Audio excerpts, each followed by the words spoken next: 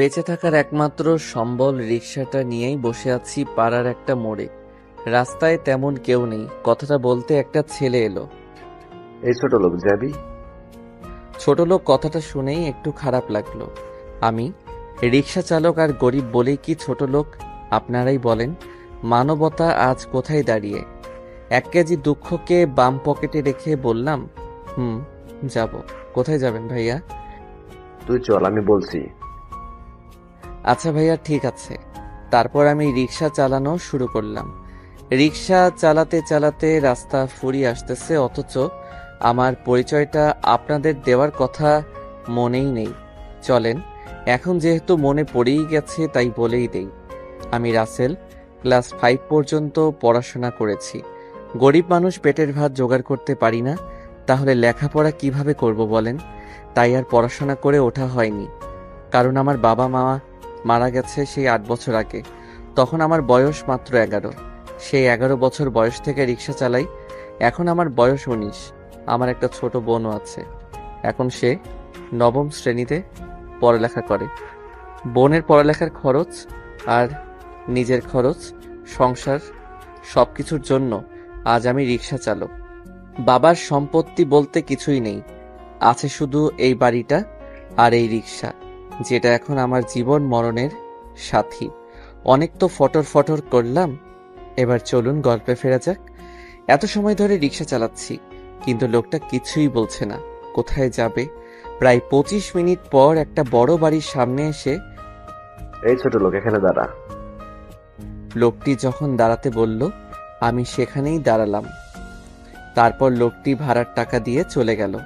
আমিও আর সেইখানে দাঁড়িয়ে সময় নষ্ট না করে আমার অন্য ভাড়ার উদ্দেশ্যে রওনা দিলাম। কিছু পথ আসতেই একটা মেয়ে দাঁড় করালো। বয়স আনুমানিক 14-15 হবে। সে আমার কাছে এসে বলল, ভাইয়া, আমাকে একটু স্কুলে দিয়ে আসেন। ওকে বোন, বসো। মেয়েটি বসার পর আমি স্কুলের দিকে রওনা দিলাম। প্রায় 15 মিনিট পর স্কুলে আসলাম। মেয়েটিকে নামিয়ে দিয়ে আবার অন্য ভাড়ার সন্ধানে গেলাম। আস্তে আস্তে দুপুর হয়ে গেল। দুপুর 1:35 আমি বাড়িতে আসলাম। এসে দেখি বোন আমার জন্য অপেক্ষা করছে। ও, আপনাদের তো বলাই হয়নি, আমার বোনের নাম বৃষ্টি। ভাইয়া, আমার পরশু এক্সাম, তাই 1000 টাকা লাগবে, না হলে স্যারেরা এক্সাম হলে ঢুকতে দেবে না। আমি তো রীতিমতো বৃষ্টির মুখে এক্সাম শব্দটা শুনতেই অবাক। এই বৃষ্টি, এই এক্সামটা আবার কি খায় না গায়ে মাখে? আরে গাধা, এক্সাম মানে হলো পরীক্ষা, আর 1000 টাকা না দিলে আমার পরীক্ষার হলে বসতে দিবে না।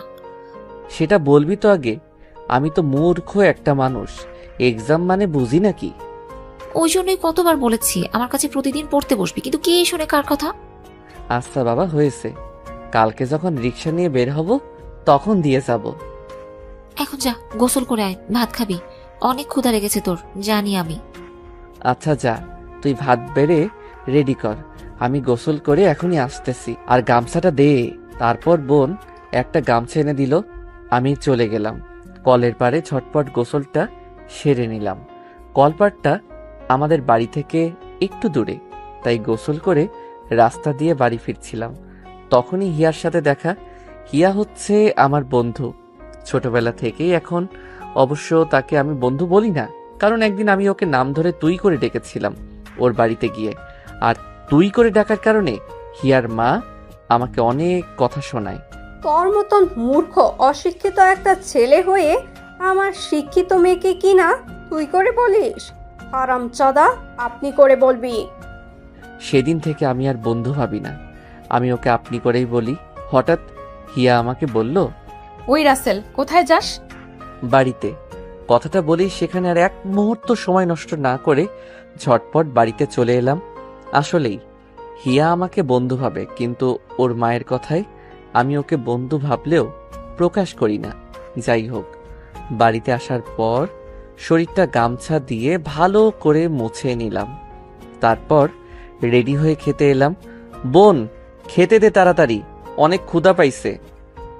ভাত তো বাড়াই আছে, বস, আমি আসছি। তুই এখনো খাসনি কেন? কতবার বলছি না আমার আসতে দেরি হয়, তুই আগে খেয়ে নিবি। তোকে ছাড়া কখনো খেয়েছি আমি? অভিমান ভরা কণ্ঠে বললাম। আচ্ছা হয়েছে, তাড়াতাড়ি বস, আমি আজ নিজ হাতে তোকে খাইয়ে দেব। তারপর আমি বোনকে আর বোন আমাকে খাইয়ে দিতে লাগলো। দুজনেরই চোখ দিয়ে জল বেরোচ্ছে। আমি মনে মনে ভাবছি, সবার বোনরা কত ভালো ভালো খাবার খায়। হুঁ, আমি এক হতভাগা ভাই, যে কিনা নিজের বোনকে একটু ভালো খাবারও দিতে পারি না। চোখের কোণে জল যেন সরছেই না। ওইদিকে বৃষ্টি ভাবছে, আজকে যদি আমার বাবা মাই পৃথিবীতে থাকতো, তাহলে আমার ভাইও অন্য সবার মতো অনেক পড়াশোনা করতে পারতো, এত কষ্ট করতে হতো না। হে আল্লাহ, এমন কেন করলে আমাদের সাথে? এই পাগলি বোন আমার, কান্না করছিস কেন? না ভাইয়া, এমনি, ও কিছু না, আসলে চোখে পোকা পড়েছে, তাই চোখে পানি। আমি সব বুঝি, আমি সবার মতো চাকরি করি না, তাই তোকে ভালো খেতেও পড়তে দিতে পারি না। কি করব বল, আমি তো আমার সাধ্য মতো চেষ্টা করি। কান্না করিস না বোন, আমি এবার থেকে আরো 2 ঘন্টা বেশি রিক্সা চালাবো, তবু তোর চোখের জল আমি সহ্য করতে পারবো না। একদম বেশি কথা বলবি না। আমি কি তোকে কখনো বলেছি যে আমি কষ্টে আছি? কখনো বলেছি বল? তা বলিসনি কিন্তু। কোনো কিন্তু নয়, যা তাড়াতাড়ি হাত মুখ ধুয়ে নে। আচ্ছা ঠিক আছে। তারপর হাত মুখ ধুয়ে নিলাম। তারপর একটু বসার পরে আবার রিক্সা নিয়ে বেরিয়ে গেলাম। কিছুক্ষণ যাওয়ার পর একজন বলল, দাদা এই জায়গায় যাবে?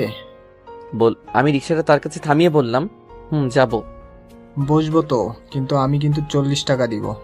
আসলে দাদা, আপনি যেখানে যাবেন সেখানকার ভাড়া তো 50 টাকা। আমি 40 টাকা দিব, যেতে হলে বলেন, না হলে ছাড়েন। না বাবা, বসে থাকার চেয়ে এই 40 টাকার ভাড়া মারলে তাও পকেটে আসবে মনে মনে। আচ্ছা, আমি আপনাকে 40 টাকাই নিয়ে যাব, উঠে বসুন। লোকটি বসার পরে আবার রিক্সা চালানো শুরু করলাম। প্রায় 20 মিনিট পর লোকটার বলা ঠিকানায় এসে পৌঁছালাম। লোকটি রিক্সা থেকে নেমে ভাড়া দিয়ে চলে গেল। আমিও সেখানে দাঁড়িয়ে না থেকে অন্য জায়গায় এসে নতুন প্যাসেঞ্জারের উদ্দেশ্যে দাঁড়িয়ে আছি। হঠাৎ কোথা থেকে যেন হিয়া এলো, এসে বলল, এই তাড়াতাড়ি বাড়িতে চল, দেখছিস না সন্ধ্যা হয়ে এলো। আচ্ছা চলুন।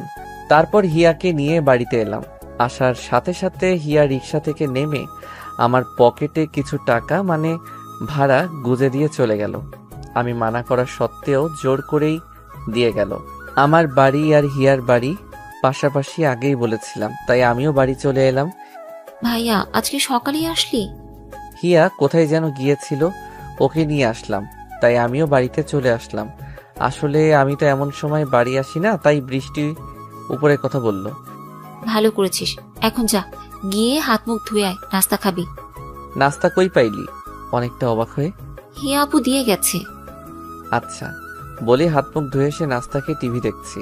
এমন সময় কোথা থেকে জানি হিয়া আসলো, এসেই টিভিটা বন্ধ করে দিল। এই আপনি টিভিটা বন্ধ করলেন কেন?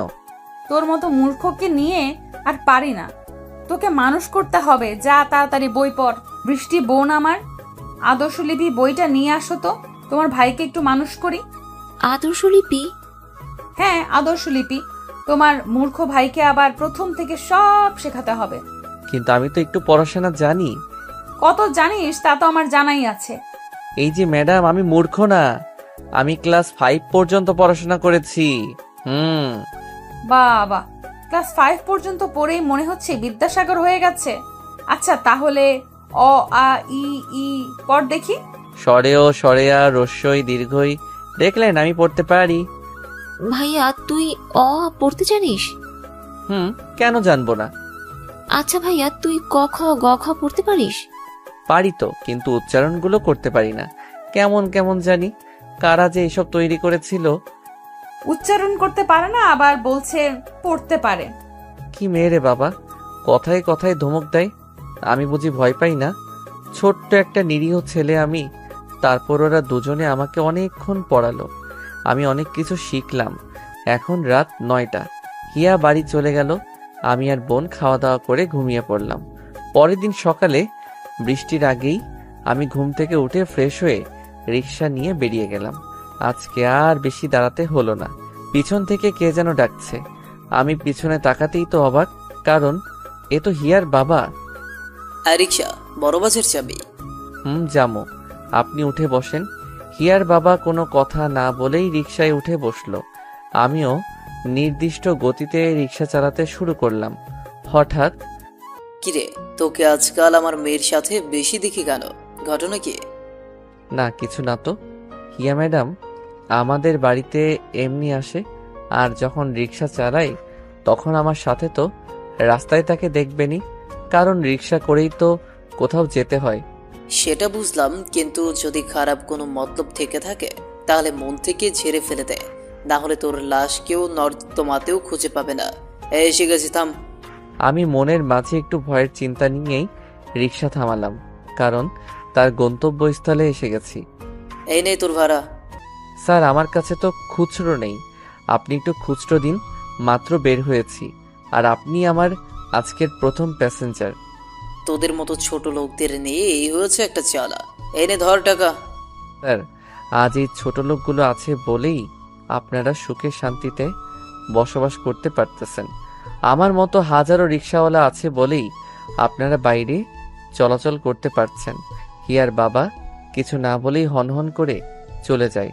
আমিও আর সেখানে দাঁড়িয়ে না থেকে আবার অন্য ভাড়ার খোঁজে চলে আসি। এইভাবে অনেক সময় ভাড়া মারার পরে দুপুরে বাসায় আসলাম।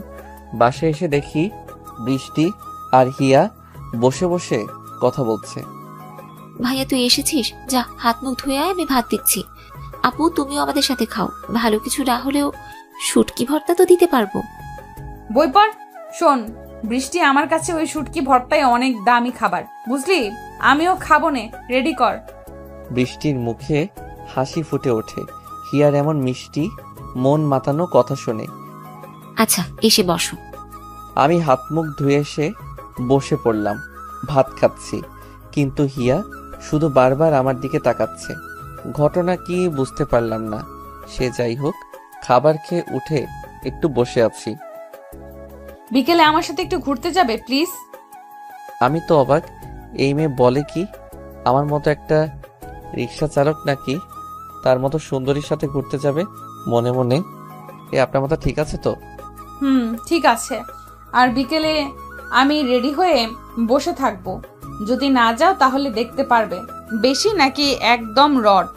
বলি হিয়া চলে গেল। আমি ভাবছি কি বলে গেল হিয়া, যেখানে আমি তো জানি 1 মন তুলো আর 1 মন রড এক সমান। তাহলে কেন বললো? দ্যাট ভেবে কাজ নিয়ে আমি বরং কাজে যাই। বৃষ্টি আমি গেলাম, তুই দেখে শুনে থাকিস। ভাইয়া সাবধানে যাস, আর সঠিক সময়ে ফিরে আসিস, না হলে এই হিয়া আপুর মায়ের একটাও মাটিতে পড়বে না। জানিস তো সে কতটা রাগী। আচ্ছা তোরা আমাকে এত ভয় দেখাস কেন? আচ্ছা থাক, গেলাম বলে আমি চলে আসলাম রিক্সা নিয়ে। কাজ করে আবার বাসায় চলে আসলাম।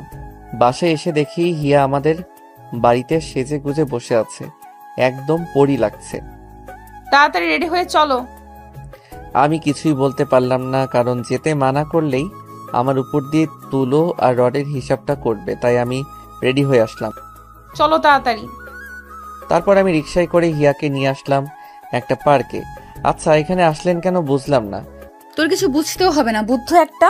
চল ভেতরে যাওয়া যাক। হিয়া আমার হাত ধরে একটা ফাঁকা জায়গায় নিয়ে দাঁড় করালো। এইভাবে দাঁড়িয়ে থাকবে, একটুও নড়বে না বলে দিলাম। আচ্ছা ঠিক আছে। দেখলাম হিয়া তার ভ্যানিটি ব্যাগ থেকে একটা গোলাপ বের করে আমার সামনে হাঁটু গেড়ে। জানি না তোমাকে এই মনে জমা থাকা কথাগুলো কিভাবে বলবো। তোমার সাথে থাকতে থাকতে কখন যে ভালোবেসে ফেলেছি নিজেও জানি না। সেই ছোট্ট থেকেই তোমাকে ভালোবাসি, কিন্তু কখনো বলিনি। আজ বললাম আই লাভ ইউ। কি মেয়ে রে বাবা, সারা জীবন দেখলাম একটা ছেলে মেয়েকে ভালোবাসার কথা বলে, আর এই মেয়ে নিজেই বলছে মনে মনে। আচ্ছা এই যে বললেন আই লাভ ইউ না কি যেন, এটার মানে কি? বুদ্ধ একটা, আমি কারে ভালোবাসতে গেলাম যে আই লাভ ইউ মানেই বোঝে না? বাবু, আই লাভ ইউ মানে আমি তোমাকে ভালোবাসি। কি? আপনি আমাকে ভালোবাসেন মানে কি? কোথায় আপনি আর কোথায় আমি? এক সামান্য রিক্সাওয়ালা আপনার সাথে আমার যায় না। একটা কথা আমি বুঝি না, আমি তোমাকে চাই চাই, তোমাকে ছাড়া আমি নিজেকে ভাবতে পারি না। দেখেন হিয়া ম্যাডাম, পাগলামো করবেন না। আমার আর আপনার এই প্রেম ভালোবাসা এই সমাজ মেনে নিবে না, আর আপনার বাবা জানতে পারলে তো আমাকে কেটে যমুনায় ভাসিয়ে দিবে। তুমি আমাকে ভালোবাসবে না সেটাই তো? আমি আপনাকে ভালোবাসতে পারবো না। কেন বুঝতে পারেন না আমার সাথে আপনার যায় না? তখনই হিয়া একটা চাকু বের করে ব্যাগ থেকে। এই আপনি এটা কেন বের করতেছেন? তুমি যদি কাউকে ভালো না বাসো তাহলে এই চাকু দিয়ে নিজেকে শেষ করে দিব। তোমাকে যদি না পাই তাহলে এই জীবন রেখেই বা কি লাভ? 1 থেকে 3 পর্যন্ত গুনবো, এর ভেতরে যদি ভালোবাসি না বলো তো নিজেকে শেষ করে দিব। হিয়া তার গলায় চাকু ধরে রেখেছে। কি জ্বালা, আপনারাই বলেন। আমার সাথে কি ওর মিলে? আমি যে ওকে পছন্দ করি না সেটা না, আমিও ওকে খুব ভালোবাসি, কিন্তু আমাদের এই ভালোবাসা কেউ মেনে নিবে না। এ কেন বোঝে না? 2 জোরে বললাম। এক কথায় খেলো। তুমি যখন গভীর মন দিয়ে কিছু একটা চিন্তা করতেছিলাম তখন 1 বলা শেষ হয়েছে। 3 বলার আগে আমি ওকে টান দিয়ে বুকে টেনে নিলাম। আমিও তোমাকে খুব ভালোবাসি, কিন্তু বলতে পারিনি। আর একটু দেরি করলেই তো আমি গেছিলাম আল্লাহর কাছে। এমন পাগলামি কেন করো? যদি তোমার কিছু হয়ে যেত তখন আমি কি নিয়ে বাঁচতাম? আমার জান পাখি থাকতে আমার কিছুই হবে না। এইভাবে অনেক প্রেমালাপ করে বাসায় চলে আসলাম। বাসায় আসতেই ভাইয়া, ভাবি কোথায় গেল? আমি তো অবাক। বৃষ্টি ভাবি কাকে বলছে? এই তুই পাগল হলি নাকি? ভাবিকে ভাবি আর ভাবি কোথায় থেকে আসবে? ন্যাকা ষষ্ঠী, আমি মনে হয় কিছুই বুঝি না। হিয়া ভাবি আমাকে সব বলেছে এবং তোকে কি করে রাজি করাতে হবে সেই প্ল্যানটা আমারই ছিল। কি তবে রে, দাঁড়া তোকে দেখাচ্ছি মজা। এইভাবে হাসি ঠাট্টার মধ্যে দিয়ে পেরিয়ে গেল 1 বছর। এখন আমার আর হিয়ার ভালোবাসার কথা সবাই জেনে গেছে। হিয়ার বাবা আমাকে দেখতেই পারে না। হিয়ার মা, তোমার মেয়েকে বোঝাও ভালো করে, ওই রিক্সাওয়ালার সাথে যেন না মিশে। আমি কিন্তু মেনে নিব না। আমি বোঝাতে বোঝাতে সব কথা ফুরিয়ে গেছে। এখন তোমার মেয়েকে তুমি বোঝাও, আমি পারবো না। বাবা, আমি রাসেল ছাড়া বাঁচতে পারবো না, সেটা কেন বোঝো না? আমার মুখে মুখে কথা বলিস ফাজিল মেয়ে। বাবা, তুমি আমাকে মারো কাটো আর যাই করো না কেন, তবু আমি রাসেলকে ভুলতে পারবো না। এটাই কি তোর শেষ কথা? এটাই আমার শেষ কথা। আমি মরলেও রাসেলের সাথেই মরবো আর বাঁচলেও রাসেলের সাথেই বাঁচবো। আজ থেকে মনে করব আমার কোনো মেয়ে নেই, আমি নিঃসন্তান। পেরিয়ে যা আমার বাড়ি থেকে। যদি কখনো আমার বাড়িতে আসিস তো আমার মরা মুখ দেখবে। হিয়া কান্না করেই যাচ্ছে। হিয়ার বাবা হিয়াকে ধাক্কা দিয়ে বাড়ির বাহিরে বের করে দিয়ে দরজা লাগিয়ে দেয়। বাবা দরজা খোলো, আমি কোথায় যাব? প্লিজ বাবা দরজা খোলো। এইদিকে তুমি মেয়েটার সাথে এটা করতে পারলে? ও কোথায় যাবে? একদম কথা বলবে না, আর ভুলেও ওর সাথে যোগাযোগ করা তো দূরে থাক। ওর নামও মুখে আনবে না। হিয়া কথাগুলো স্পষ্ট শুনতে পেয়ে দরজার কাছ থেকে উঠে ধীরে ধীরে আমাদের বাড়িতে চলে আসে। আমি তখন মাত্র রিক্সা নিয়ে এসেছি। কি ব্যাপার হিয়া, তুমি কান্না করতেছো কেন? কি হয়েছে তোমার হিয়া? কিছুই বলছে না। বৃষ্টিও কথা শুনে বের হয়ে আসে। ভাবি, তুমি কান্না করছো কেন? আমাদের কথা বাবা জেনে গেছে। আমাকে মেরেছে তোমাকে ভুলে যেতে, কিন্তু আমি মরতে রাজি, তোমাকে ভুলতে নই। তার জন্য আমাকে বাড়ি থেকে বের করে দিছে। আমি যদি আর ফিরে যাই তাহলে তাদের মরা মুখ দেখতে হবে। হিয়ার কথা শুনে আমার মাথায় যেন আকাশ ভেঙে পড়লো। হিয়া দেখো, তারা তোমার উপরে রাগ করে বলেছে, চলো আমি তাদের বুঝিয়ে রেখে আসি। তুমি আমাকে এক্ষুনি বিয়ে করবে। কি বলছো এইসব? তোমার মাথা ঠিক আছে? বুঝেছি, সব ছেলেরাই এইরকমই, ভালোবাসবে ঠিকই, কিন্তু বিয়ের করার কথা বললেই মেয়ের মাথা পাগল হয়ে গেছে। আচ্ছা, ভালো থেকো। ভাইয়া, কি হবে এখন? কোথায় যাচ্ছ তুমি? কোথায় যাব? এই জীবন রাখার তো কোনো উপায় নেই। হিয়া চলো কাজী অফিসে, আমি এখনই তোমাকে বিয়ে করব। হিয়ার মুখে হাসি রেখা ফুটে ওঠে। আমি আর হিয়া কাজী অফিসে গিয়ে বিয়ের কাজ সম্পূর্ণ করে বাসায় আসলাম। ভাইয়া, তোর এখানে বস, আমি আসছি। একটু পরে বৃষ্টি হাতে করে একটু চিনি এনে আমাকে আর হিয়াকে খাওয়াই দিল। কি করবে, ঘরে তো আর মিষ্টি নেই। বৃষ্টি, তোমার চোখে জল কেন? ভাবি, ওই দিন যদি আমি তোমাকে বুদ্ধি না দিতাম তাহলে তোমার জীবনে এমন অন্ধকার নেমে আসতো না। আরে পাগলি, কে বলেছে আমার জীবনে অন্ধকার? তুমি আর তোমার ভাই আমার জীবনে এলইডি লাইটের মতো, বুঝেছো? কখনোই অন্ধকার মনে হবে না। বৃষ্টি হিয়াকে জড়িয়ে ধরে কান্না করে দেয়। হিয়া বৃষ্টিকে অনেক কিছু বলে শান্ত করে। ভাইয়া, তুই তো প্রতিদিন বারান্দায় থাকিস, আমি রুমে থাকি। আমি বলি কি, তুই ভাবিকে নিয়ে রুমে থাক, আমি বারান্দায় থাকি। বৃষ্টির কথা শুনে আমার চোখ দিয়ে পানি চলে আসে। আজ আমার মা বাবা থাকলে হয়তো এইভাবে কথা বলতো। বইন, তুই ভাবলি কি করে আমার কলিজাকে বারান্দায় রেখে আমি রুমে থাকবো? এতটা পাষাণ হৃদয়ের মানুষ তোর ভাই না। তাহলে এখন কি হবে? একটাই রুম ঘরে। বৃষ্টি, তুমি আমাকে কি মনে করেছো? আমার একটুখানি খুশির জন্য তোমাকে দূরে ঠেলে দেব? এমন স্বার্থপর নই আমি। ভাবি, বোঝার চেষ্টা করো। আজকে তোমাদের বাসর রাত, আর এই রাত একটা নারীর জীবনে একবারই আসে। বৃষ্টি শোনো, বাসর রাত হয়তো জীবনে একবার আসে, কিন্তু স্বামী স্ত্রী চাইলে তাদের প্রতিটি রাত বাসর রাত হয়ে ওঠে, বুঝেছো? আমি আর তুমি ভেতরে থাকবো, আর তোমার মূর্খ ভাইকে বারান্দায়। কি আমাকে মূর্খ বলে অপমান করা হচ্ছে, তাই না? তুমি জানো না এখন আমি নিজের নাম পুরো লিখতে পারি। এই কথা শুনে হিয়া আর বৃষ্টি হাসতে শুরু করে। বৃষ্টি শুনেছো, তোমার ভাই নিজের নাম পুরো লিখতে পেরে নিজেকে শিক্ষিত মনে করতেছে। ভাবি, আজ থেকে আমার আর তোমার মিশন এই গাধাটাকে মানুষ করে তোলা। ঠিক বলেছ।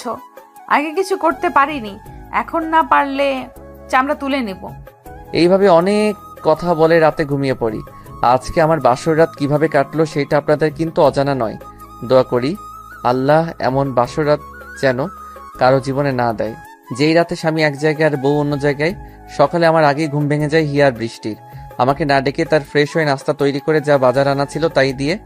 বৃষ্টি, তুমি রান্না করো, আমি বরং তোমার নবাব ভাইকে একটু জাগিয়ে আসি। যাও ভাবি। তখন হিয়া এসে দেখে আমি এখনো গভীর ঘুমে। হিয়া এসে আমার কপালে একটা ভালোবাসার পরশ এঁকে দেয়। পাগলটা কি ভাবে ঘুমাচ্ছে দেখো, মনে হচ্ছে কোনো চিন্তা নেই, একদম ইনোসেন্ট একটা বাচ্চা। এই বৃষ্টির ভাই ওঠো, অনেক বেলা হয়ে গেছে।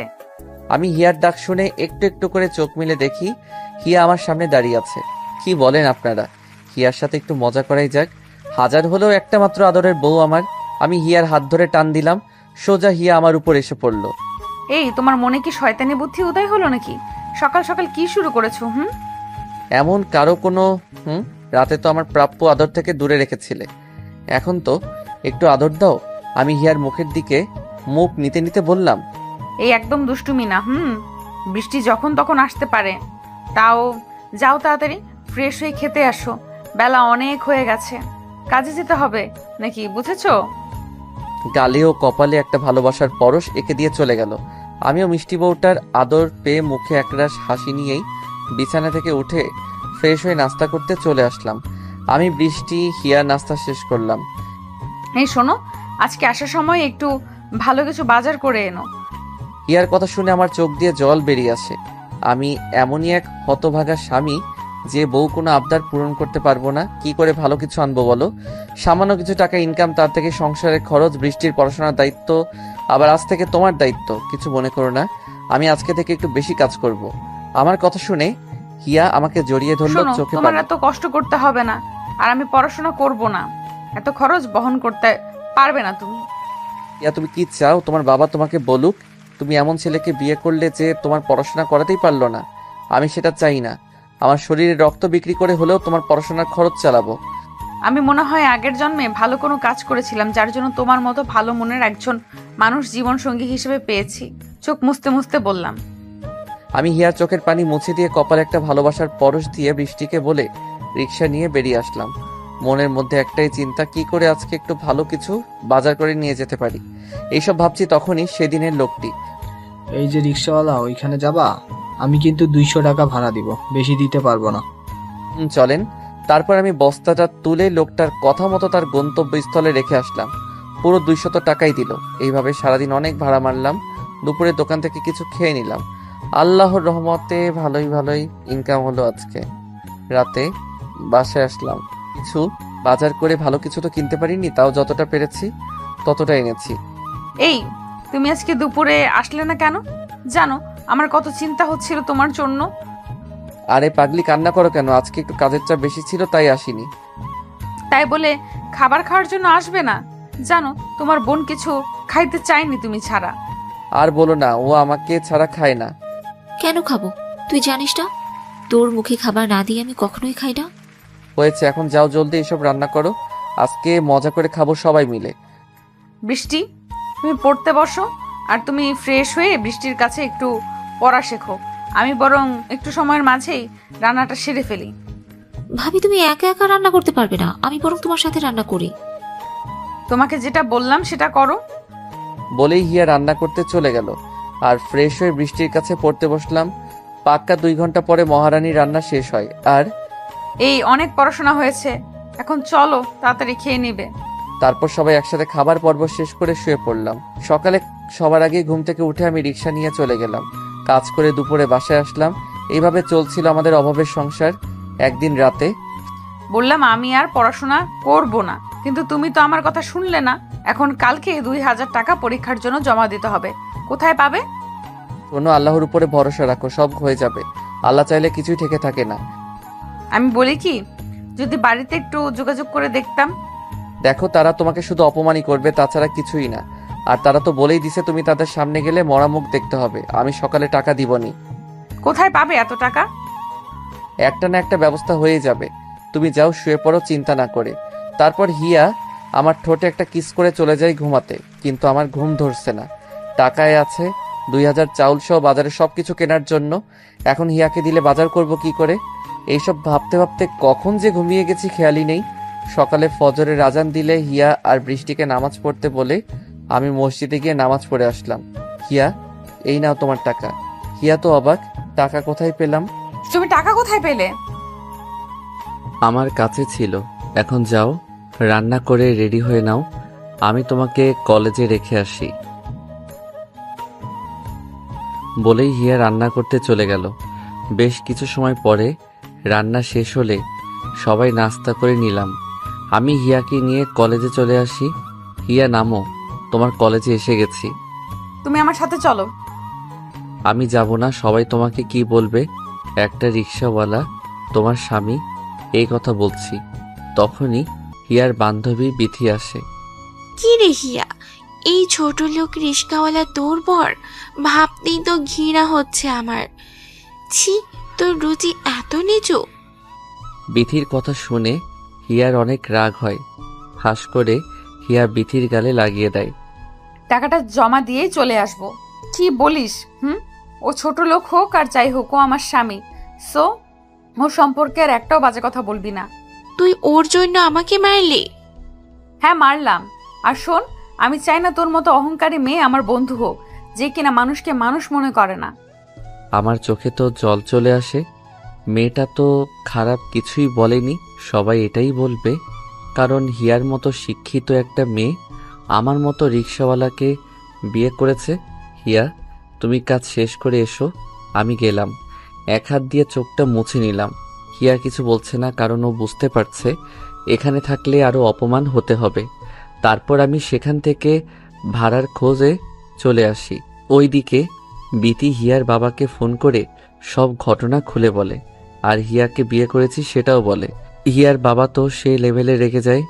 এইদিকে আমি একটা ভাড়া মেরে আসতেছি, তখনই সামনে দেখি হিয়ার বাবা আমার দিকে তেড়ে আসতেছে, সাথে কিছু ছেলেও আছে। ভয়ে তো আমার কলিজা শুকিয়ে গেল। কিরে ছোট লোকের বাচ্চা, আমার মেয়েকে ভুলিয়ে ভালিয়ে বিয়ে করে নিয়েছিস?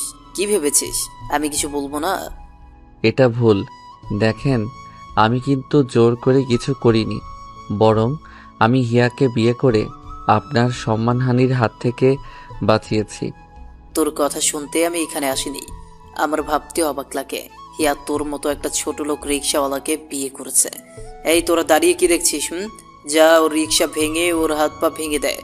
ছোট লোকের বাচ্চাটা পঙ্গু হয়ে পড়ে থাকলে এমনিতেই আমার মেয়ে আমার কাছে চলে আসবে। ওরা আমার রিক্সা ভেঙে তছনছ করে দিল। আমি অনেক বোঝালাম, কিছুই শুনল না ওরা, বরং আমাকে ও অনেক মেরে রাস্তায় ফেলে চলে গেল। আমি খোঁড়াতে খোঁড়াতে বাড়িতে আসলাম। হিয়া বলে মাটিতে পড়ে গেলাম। হিয়া আমার ডাক শুনে দৌড়ে বাইরে এসে দেখে আমার শরীর থেকে টপ টপ করে রক্ত পড়তেছে, আর আমি মাটিতে পড়ে আছি। এই তোমার কি হয়েছে? তুমি এইভাবে পড়ে গেলা কেন? আর তোমার শরীরে রক্ত কেন? হিয়ার কান্না শুনে বৃষ্টি দৌড়ে চলে আসে। ভাবি, কাঁদছো কেন? কি হয়েছে? সামনে তাকাতেই দেখতে পাই আমি মাটিতে পড়ে আছি, শরীর থেকে রক্ত বের হচ্ছে। ভাইয়া, কি হলো তোর? তোর শরীরের রক্ত কেন? এভাবে শুয়ে আছিস কেন? তারপর হিয়া আর বৃষ্টি আমাকে বিছানায় শুয়ে দিয়ে রক্ত পরিষ্কার করে দিয়ে মাথায় পানি দিতে থাকে। এইদিকে বৃষ্টি ডাক্তারকে নিয়ে আসে। ডাক্তার আমার অবস্থা দেখে ভয় পেয়ে যায়। এভাবে কারা মেরেছে নাকি? জানি না ডক্টর, একটু আগে এখানে এসে অজ্ঞান হয়ে পড়ে গেল। খুব খারাপ ভাবে মেরেছে। আমি ড্রেসিং করে দিয়ে গেলাম, রোগী একটু ঘুমাক, আর এই ওষুধ এনে খাওয়াবেন, তবে সাবধান, 1 সপ্তাহের আগে যেন বিছানা থেকে না ওঠে। আচ্ছা ঠিক আছে। ডাক্তার ফ্রি নিয়ে চলে যায়।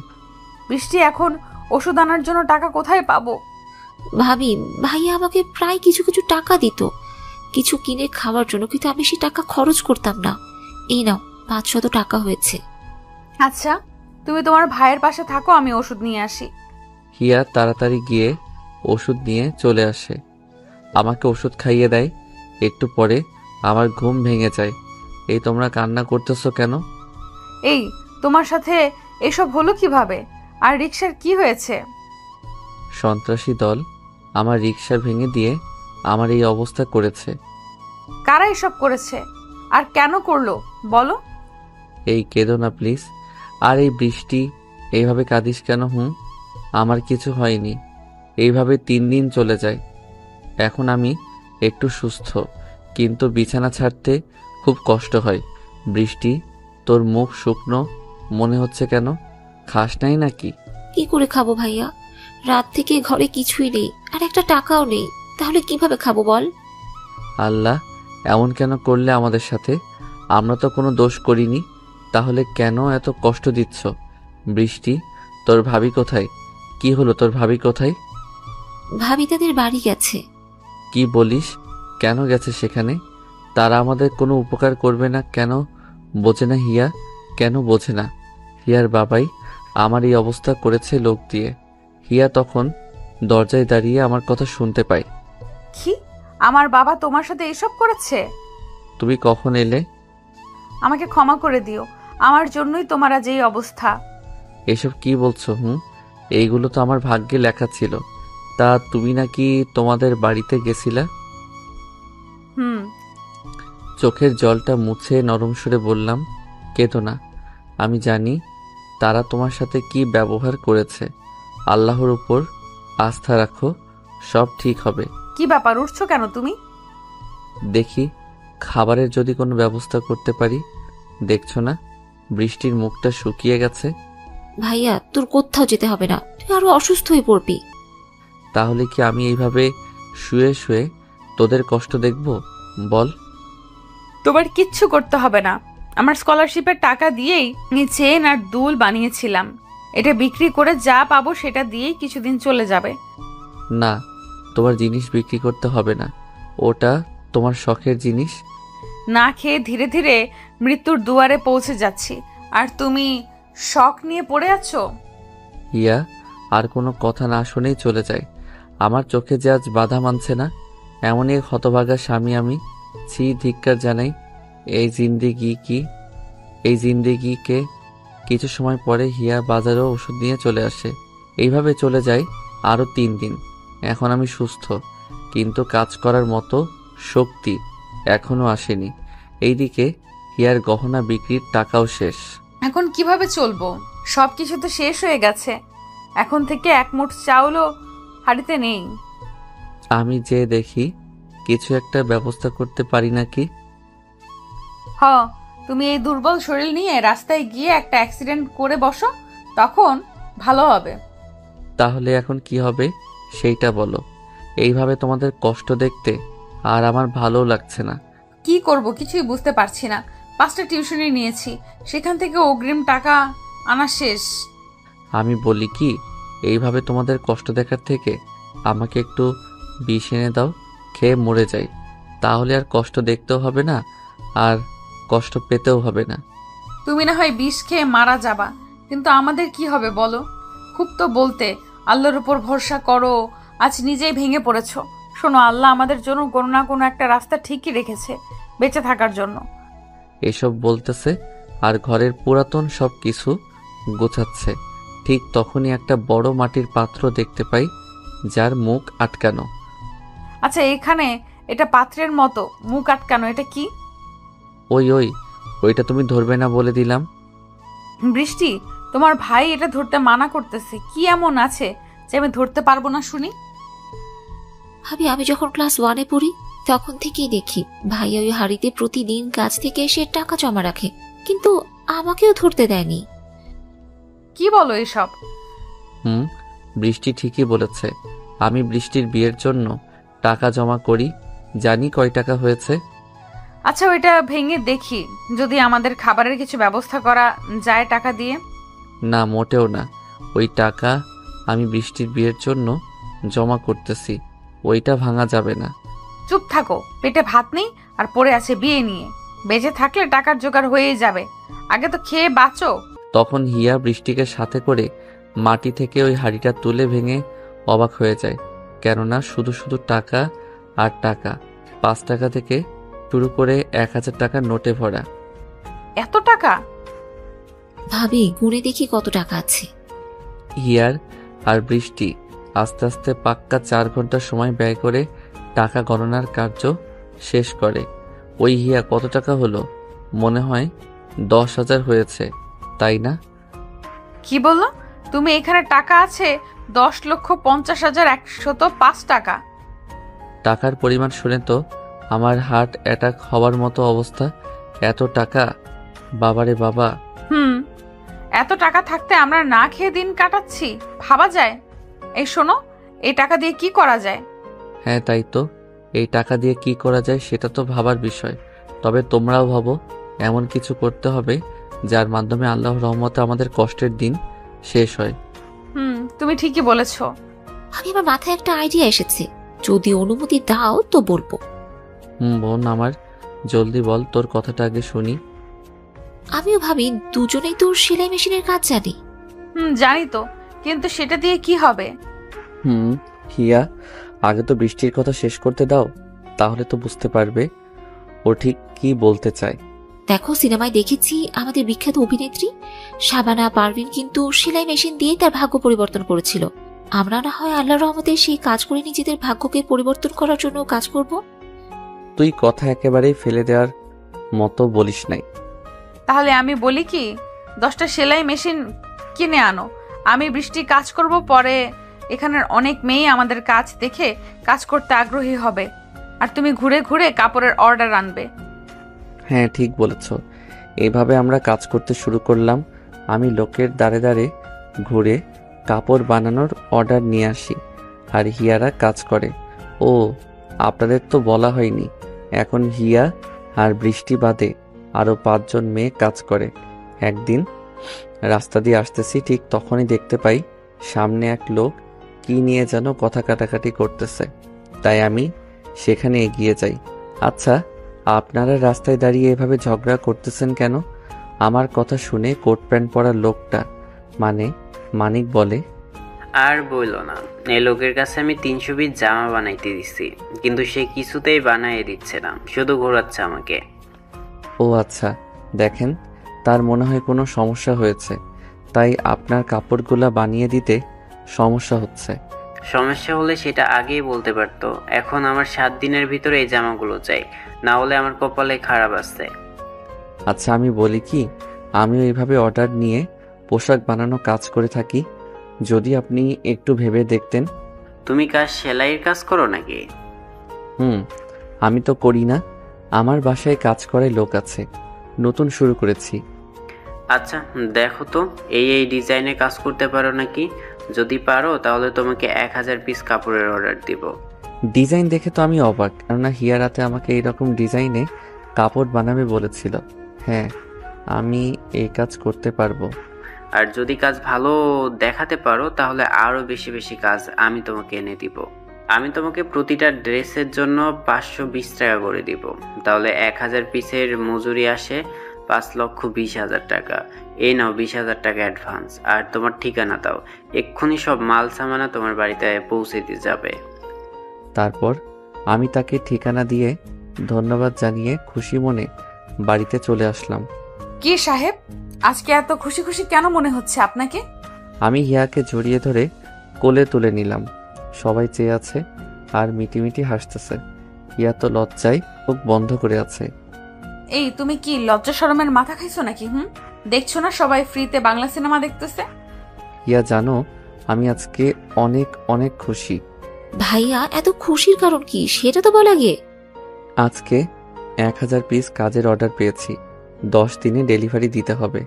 20,000 টাকা অ্যাডভান্সও দিচ্ছে। কি সত্যি? আর মজার বিষয় হলো কাল রাতে তুমি যেই রকম ডিজাইন বলেছো এই কাজটা সেই রকমেরই ডিজাইন। তাহলে তো আরো ভালো হবে। কিছু সময় পরে সব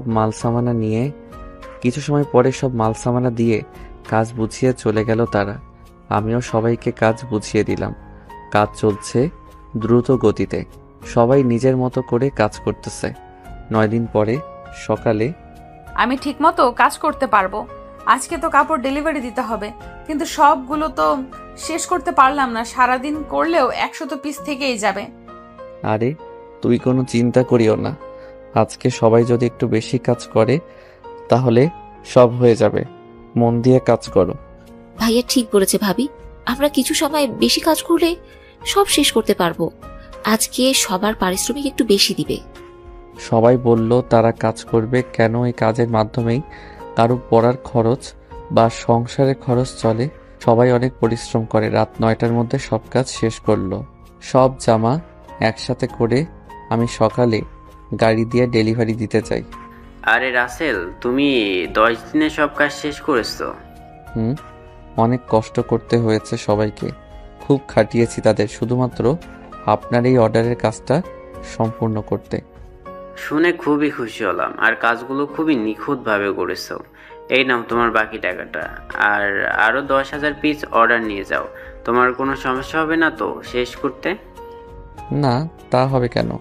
এই অর্ডার পেলে আমি মেশিন আরও বাড়াতে পারবো, যার মাধ্যমে আরও মানুষের কর্মের ব্যবস্থা হবে।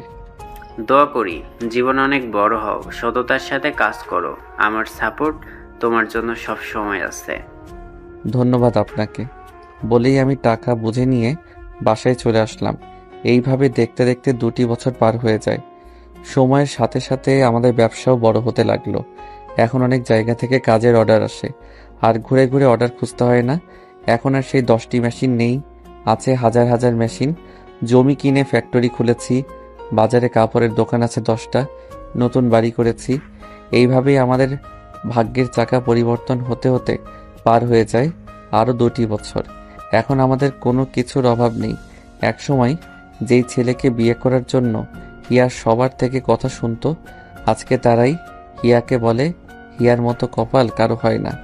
এই আপনাদের তো বলা হয়নি, এখন বৃষ্টি আর হিয়া কোনো কাজ করে না। বৃষ্টি পড়াশোনা করতেছে আর হিয়া আমার সাথে ব্যবসা দেখে, কারণ আপনারা তো জানেনই আমি পড়ালেখা জানি না। চলো না, আজকে একটু শপিং থেকে ঘুরে আসি। আজকে তো আর অফিসে যেতে হবে না, আর কালকে বৃষ্টিও আসবে। কয়েকদিনের জন্য নাকি কলেজ বন্ধ। ও আচ্ছা, চলো তুমি রেডি হয়ে আসো, আমি গাড়িতে বসে আছি, কেমন?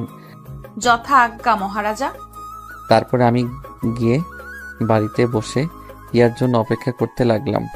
জানেনই তো পরীক্ষা কত সময় শেষ হবে সেটা বলা সম্ভব, কিন্তু একটা মেয়ের সাজতে কত সময় লাগবে সেটা বলে শুধু মুশকিল না, বরং না মুমকিনও বটে। অনেকটা সময় পরে দেখতে পারলাম আমার সামনে একটা কালো পরী আসলো। বুঝলেন না তো? চলেন বুঝিয়ে বলি। হিয়া কালো কালারের শাড়ি পরেছে, যাতে হিয়াকে পরীর থেকে কোনো অংশে কম মনে হচ্ছে না। এইভাবে কি দেখো? আমার বুঝি লজ্জা করে না? ওরে মারে, বলে কি? তোমার লজ্জাও করে? আগে তো কখনো তুমি লজ্জা পেয়েছো দেখি নাই, আজকে হঠাৎ লজ্জা কিসের জন্য? দেখো, একদম মজা নিবে না, তাহলে তেলাপোকার জুস খাওয়াবো কিন্তু, বলে দিলাম, ফাজিল একটা। তারপর আমি আর হিয়া শপিং মলের উদ্দেশ্যে রওনা দিলাম। গাড়ি চলছে তার আপন গতিতে। রাস্তায় হঠাৎ আমার চোখ আটকে যায় একটা মানুষকে দেখে। সে আর কেউ না, সে হলো হিয়ার বাবা। ও আপনারা তো জানেনই না, আমরা এখন অন্য শহরে থাকি, কারণ হিয়া ওদের শহরে থাকতে চাইনি। হিয়া, তোমার বাবার এই অবস্থা কেন? আমিও বুঝতে পারতেছি না বাবা, পাগলের মতো ঘুরছে কেন? কান্না করে বললাম। আচ্ছা জানো, তুমি চুপটি করে বসে থাকো, আমি বরং যে কাউকে দিয়ে শুনে আসি তোমার বাবার কি হয়েছে। আচ্ছা যাও, আর শোনো, সাবধানে যেও কিন্তু। তারপর আমি গাড়ি সাইড করে একটা লোককে বললাম শ্বশুর মশাইয়ের এই অবস্থা কেন সেটা জানার জন্য। কিছু সময় পরে লোকটা ফিরে এসে বলল, আমার শাশুড়ি নাকি অনেক অসুস্থ, হাসপাতালে ভর্তি, অপারেশন করতে নাকি 10 লক্ষ টাকা লাগবে। ওইখানে গিয়ে কি জানতে পারলে শুনি? আর তুমি ওই লোকটার সাথে কি বা কথা বললে? না থাক, তেমন কিছু না। আর আমি গেলে তোমার বাবা চিনে ফেলতো, তাই ওই লোকটাকে দিয়ে শুনে আসলাম। বলো না কি হয়েছে? তোমার আম্মু অনেক অসুস্থ, হাসপাতালে ভর্তি। অপারেশন করানোর জন্য নাকি 10 লক্ষ টাকা লাগবে। তোমার বাবা অনেক খুঁজেছে কিন্তু কোথাও টাকা জোগাড় করতে পারিনি। তার জন্যই তোমার বাবা পাগলের মতো এখানে ওখানে ঘুরতেছে। ও আচ্ছা, চলো এখান থেকে, আমাদের আর কোনো কাজ নেই তাই না? কোথায় যাব এখন? তোমার আম্মুর অসুস্থতার কথা জেনেও তুমি কোথায় যেতে চাচ্ছ শুনি? আমরা শপিং করতে এসেছি, এখন বলছো কোথায় যাব? আমরা সেখানেই যাব, বুঝেছো? তোমার আম্মু হাসপাতালে মৃত্যুর সাথে পাঞ্জা লড়তেছে আর তুমি শপিং করার কথা বলতেছো? তোমার মাথা ঠিক আছে তো নাকি? হ্যাঁ, আমার মাথা ঠিকই আছে। যারা আমার দুঃসময়ে পাশে ছিল না, আমার সর্বনাশ করতে চেয়েছে, তাদের পাশে কেন থাকবো? জানো, তুমি যখন অসুস্থ ছিলে, টাকার অভাবে আমরা না খেয়ে দিন পার করতাম, তখন আমার বাবা মায়ের পা ধরে কান্না করেছিলাম, আমাকে সাহায্য না করে দূর দূর করে তাড়িয়ে দিয়েছিল। দেখো, তারা ভুল করেছে বলে আমরাও যে তাদের সাথে এমনটা করব সেটা কিন্তু না। তারা আমাদের গুরুজন। তুমি কি চাও সেটা বলো, এত ঘুরিয়ে পেঁচিয়ে কেন বলতেছো? চলো আমরা ওই হাসপাতালে গিয়ে দেখি তাদের কি অবস্থা। এখন তাদের পাশে থাকা আমাদের কি দায়িত্ব। তোমার মনে নেই বাবা কি বলেছিল? আমি তাদের সামনে গেলে তাদের মরা মুখ দেখতে হবে। আমাদের সবকিছুই মনে আছে। এখন পুরনো কথা মনে রেখে তাদের কি কষ্ট দিতে পারি বলো? আচ্ছা যাব, চলো, কিন্তু আমরা দূর থেকে দেখেই চলে আসব, তাদের সামনে কিন্তু যাব না। তারপর আমি আর হিয়া হাসপাতালে আসার জন্য গাড়ি চালাতে লাগলাম। ও আপনাদের তো বলাই হয়নি, আমরা আর আগের জায়গায় থাকি না, কারণ হিয়া চায় না তার বাবা মার চোখের সামনে থাকতে। এই দেখেন, আপনাদের সাথে কথা বলতে বলতে আমরা হাসপাতালে চলে আসলাম।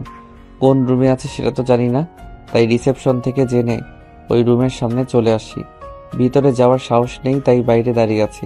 ভিতরে কথোপকথন হচ্ছে। দেখুন, আপনি যদি 2 ঘন্টার মধ্যে টাকার ব্যবস্থা না করেন তাহলে রোগীকে কিন্তু বাঁচানো সম্ভব হবে না। দেখুন ডাক্তার সাহেব, আমি অনেক চেষ্টা করেছি কিন্তু টাকা জোগাড় করতে পারিনি। আপনারা একটা কিছু করেন, আমি পরে টাকা দিয়ে দিব। দেখুন, এখানে কোনো ডাক্তারই বাকিতে অপারেশন করাবে না, আর সেখানে 1-2টা টাকা না, পুরো 10 লক্ষ। ডাক্তার সাহেব, আমি আপনার পায়ে পড়ি, আপনি কিছু একটা করেন। সরি, আমি কিছু করতে পারবো না। এখন 2 ঘন্টার মধ্যে টাকা জোগাড় না করতে পারলে আমাদের কিছু করার নেই। বলেই ডাক্তার রুম থেকে বেরিয়ে আসে। আমি হিয়াকে বললাম, হিয়া, আমরা কি এখনো চেয়ে চেয়ে দেখবো? তাদের উপকারেই যদি না আসতে পারি তাহলে আমাদের এত টাকা পয়সা থেকে কি লাভ বলো? হিয়ার চোখে পানি। তুমি একটা কিছু করো, এইভাবে তো টাকার অভাবে আম্মুর কিছু হতে দিতে পারে না। আচ্ছা, তুমি এখানে থাকো, আমি ডাক্তারের সাথে কথা বলে দেখি কি করা যায়। আচ্ছা যাও, আমি এখানে তোমার জন্য অপেক্ষা করতেছি। তারপর আমি সেই ডাক্তারের কাছে চলে আসলাম। আসসালামু আলাইকুম ডাক্তার সাহেব, ভিতরে আসতে পারি? ওয়ালাইকুম আসসালাম। আসেন, কি সাহায্য করতে পারি আপনার জন্য বলেন। ডাক্তার সাহেব, আপনি এখন যেই রোগীর রুম থেকে আসলেন তার চিকিৎসার জন্য পুরো 10 লক্ষ টাকাই আমি দিতে চাই। আপনি এতগুলো টাকা কেন দিবেন? আপনি তাদের কি হন আমি কি জানতে পারি? ডাক্তার সাহেব, এটা জানার সময় এখন না, আপনি পরে জানতে পারবেন। আচ্ছা ঠিক আছে, আপনি টাকা জমা দিন, আমি অপারেশনের ব্যবস্থা করছি। এমনিতেই এটা অনেক রেয়ার একটা অপারেশন। আচ্ছা ঠিক আছে, আমি এখনই টাকা জমা দিচ্ছি, কিন্তু আমি যে টাকা দিচ্ছি সেটা যেন তারা জানতে না পারে। আচ্ছা ঠিক আছে, কিন্তু আপনার পরিচয়টা জানতে পারলে কিন্তু অনেক খুশি হতাম। বললাম না পরে বলবো, আগে অপারেশনের ব্যবস্থা করেন। তারপর আমি সব টাকা জমা করে হিয়ার কাছে চলে আসলাম। হিয়া সব ব্যবস্থা করেছি, একটু পরেই অপারেশন হবে। ও তাহলে এখন চলো বাড়িতে চলে যাই, এখানে থেকে শুধু শুধু কষ্টই হবে, কাছে তো আর যেতে পারবো না। আচ্ছা চলো যাই, এখানে থেকেই বা আর কি করব। ডাক্তারের থেকে ফোন নাম্বার নিয়েছি, এখন বাসায় থেকে খবর নিতে পারবো। তাহলে তো ভালোই হলো। তাহলে এখন চলো যাওয়া যাক। এইদিকে আমরা কথা বলছি রুমের সামনে অনেকটা সময় ধরে, তাই হিয়ার বাবা, এই ওখানে কে আছেন? অনেক সময় হলো দেখছি, ওখানে দাঁড়িয়ে কি করতেছেন? কিছু বলছেন না কেন? কে আছেন? আমি হিয়ার বাবার কথা শুনেই তাড়াতাড়ি হিয়াকে নিয়ে সোজা বাসায় চলে আসলাম। হিয়া বিছানায় শুয়ে পড়ল। আমি ফ্রেশ হয়ে আসলাম। আচ্ছা হিয়া, তুমি থাকো, আমি খাবার আনতেছি। না, আমার এখন খাওয়ার কোনো ইচ্ছে নেই, একটুও ভালো লাগতেছে না। তুমি বরং যাও, খেয়ে নাও। আমি আর কিছু না বলে নিচে এসে খাবার নিয়ে আবার রুমে চলে আসলাম। হিয়া, উঠে বসো, হা কর, আমি খাইয়ে দেই। আমি খাবো না, তুমি খাও, আমার খেতে একদমই ভালো লাগতেছে না। তুমি না খেলে আমিও একটু খাবো না। বলেই খাবারের প্লেটটা রাখতে যাব, তখনই আচ্ছা দাও, একটু খাবো, বেশি খাওয়ার জন্য কিন্তু জোর করতে পারবে না। আচ্ছা ঠিক আছে। তারপর আমি হিয়াকে খাইয়ে দিলাম, আর হিয়া আমাকে খাইয়ে দিল।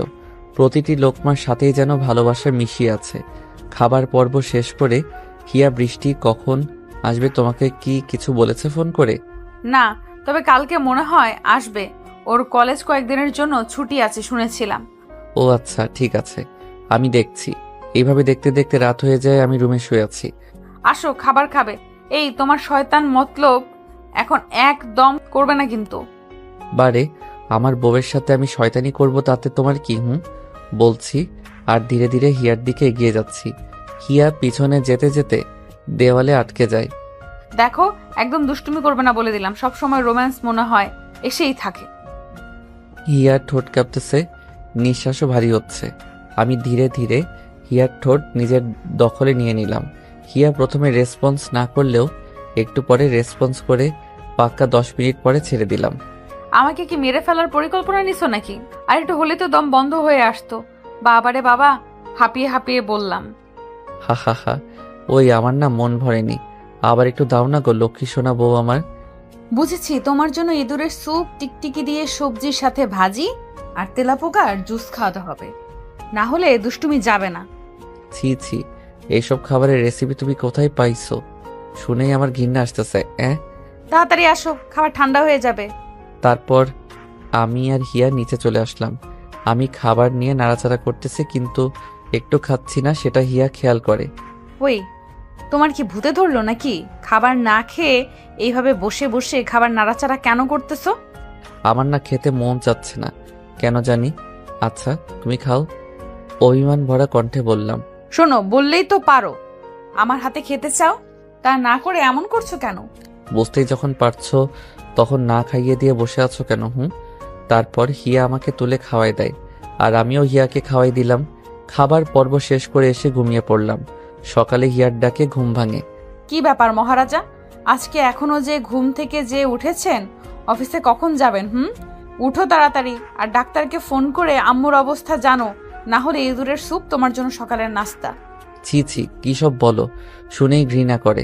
তারপর আমি ঘুম থেকে উঠে ফ্রেশ হয়ে ডাক্তারকে ফোন দিলাম। রিং হচ্ছে। হ্যালো ডাক্তার সাহেব, কেমন আছেন? ভালো আছি, আপনি কেমন আছেন? আমিও ভালো আছি। তা অপারেশন কি ভালোভাবেই হয়েছে? আর রোগীর অবস্থা এখন কেমন? অপারেশন খুবই ভালো হয়েছে, আর রোগী এখন সুস্থ। কিছুদিন রেস্ট নিলেই সুস্থ হয়ে যাবে। আচ্ছা ঠিক আছে, আমি আসবনি আপনার সাথে দেখা করতে। বলেই ফোন রেখে নাস্তা করতে চলে আসলাম। হিয়া আম্মু এখন সুস্থ আছে, আর সপ্তাহখানেক রেস্ট নিলেই সব ঠিক হয়ে যাবে। ও আচ্ছা, এখন আসো, তাড়াতাড়ি নাস্তা করে নাও, অফিসের দেরি হয়ে যাচ্ছে। তারপর নাস্তা শেষ করে আমি আর হিয়া রেডি হয়ে অফিসে যাওয়ার জন্য বের হয়েছি। তখনই ভাইয়া আমি আসলাম, আর তোরা বাড়ি থেকে চলে যাচ্ছিস? আরে বৃষ্টি, কেমন আছো? আর আমরা অফিসে যাচ্ছিলাম। আমি ভালো আছি ভাবি, তোমরা কেমন আছো? ওই শাকচুন্নি তোর ফোনে কতবার কল দিলাম, শুধু একটা কথা ছাড়া কিছু বলে না। আপনি যে নাম্বারে কল করেছেন সেই নাম্বারটা এখন বন্ধ আছে, কৃপয়া একটু পরে আবার চেষ্টা করুন, ধন্যবাদ। ভাই আমার ফোনে চার্জ নেই, তাই ডেড হয়ে গেছে। আচ্ছা, বৃষ্টি যখন আসলো তখন হিয়া তুমি অফিসে যাইও না, আমি বরং অফিস থেকে ঘুরে আসি। যাও, আর কোনো সমস্যা হলে অবশ্যই আমাকে জানাবে, আমি সমস্যার সমাধান করে দিব। আচ্ছা ঠিক আছে, বৃষ্টি থাক, আমি একটু পরেই আসতেছি। বলেই আমি গাড়ি নিয়ে চলে আসলাম। এই ড্রাইভার, এদিকে কোথায় যাচ্ছ? অফিস তো এই দিকেই, আর আমি তো ঠিক রাস্তায় যাচ্ছি। আরে আমি হাসপাতালে যাব, তুমি হাসপাতালের দিকে যাও। তবে তোমার ম্যাডাম যেন জানতে না পারে যে আমি হাসপাতালে এসেছি। আচ্ছা স্যার, আমি বলবো না, আপনি কোনো চিন্তা করিয়েন না। তারপর আমি হাসপাতালে চলে আসলাম। এসেই ডাক্তারের রুমে গেলাম। আরে রাতেল সাহেব যে, কি অবস্থা? ভালো। আর এখন রোগীর অবস্থা কেমন? ভালো। আচ্ছা, আপনি রোগীর কি হন সেটা বলেন, না শুনলে যে আমার রাতে ঘুম হবেই না। হা হা হা, শুনতেই হবে। তাহলে না শুনলে হয় না ডাক্তার সাহেব? শুনতেই হবে। আপনি যদি বলেন তাহলে অনেক খুশি হব। আচ্ছা শোনেন, আমি হলাম ওনার মেয়ের জামাই। তারপর সবকিছু খুলে বললাম। আপনি দয়া করে বলবেন না আমি তাদের টাকা দিয়েছি। কি বলেন? এত জঘন্য কাজ কেউ করতে পারে ভাবতে তোমার ঘৃণা লাগে। আচ্ছা ঠিক আছে, বলবো না। আর ডাক্তার সাহেব, এই টাকাগুলো আমার শ্বশুরের হাতে দিবেন। যদি জিজ্ঞেস করে টাকা কে দিয়েছে তখন আমি কি বলবো? আর বলবেন তাদের অতি পরিচিত কেউ দিয়েছে। আচ্ছা থাকেন, আমি অফিসে যাব। বলেই আমি চলে আসলাম অফিসে। এইদিকে ডাক্তার সাহেব শাশুড়ির রুমে আসে। শাশুড়ির অবস্থা সব পর্যবেক্ষণ করে। আচ্ছা, এতদিন হলো আপনারা এই হাসপাতালে আছেন, তবুও কেউ দেখতে আসলো না কেন? হিয়ার বাবা একরাশ হতাশা নিয়ে বলল, আমাদের এই পৃথিবীতে কেউ নেই। একটা মেয়ে ছিল, কিন্তু আমাদের সাথে থাকে না। কেন, সে কি বিদেশে থাকে নাকি? না, কি করেছে বলি? আচ্ছা শোনেন। তারপর হিয়ার বাবা সম্পূর্ণ ঘটনা খুলে বলে। আর সেটা শুনে ডাক্তার তো চরম রেগে যায়। জি, আপনি এত খারাপ সেটা তো আগে জানতাম না।